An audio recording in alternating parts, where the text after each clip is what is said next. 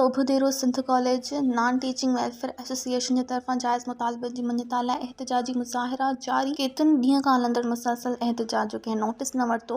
मुसलसल सॼी सिंध जा government degree college Sachal Sarmast Ranipur में बि अॼु गंबट कॉलेज, खोड़ा कॉलेज, कुंभ कॉलेज जे ॿियनि मुलाज़िमनि वॾी तइदाद में गॾु थी पंहिंजे जाइज़ मुतालबनि जी मञता लाइ 2 कलाकनि जो कलम छॾ हड़ताल करे एहतिजाजी मुज़ाहिरो करे हेठि वेही रहिया। 2 कलाकनि ताईं एहतिजाजी मुज़ाहिरो करे धरनो हयो ऐं मीडिया अॻियां एहतिजाज रिकॉर्ड करायो। उन मौक़े ते एहतिजाज कंदड़नि मीडिया अॻियां दाहींदे चयो त असां पंहिंजे जाइज़ मुतालबनि जी मञता लाइ केतिरे ॾींहं खां एहतिजाजी मुज़ाहिरा करे रहिया आहियूं, पर को बि नोटिस वठण लाइ तयारु न आहे। हुन जो त असांजा जाइज़ मुतालबा तस्लीम कया वञनि। मज़ीद ख़बरनि ऐं तफ़सीलात लाइ विज़िट कयो असांजी वेबसाइट www.awamiNewsHD.com ऐं ॾिसंदा रहो अवामी न्यूज़ HD।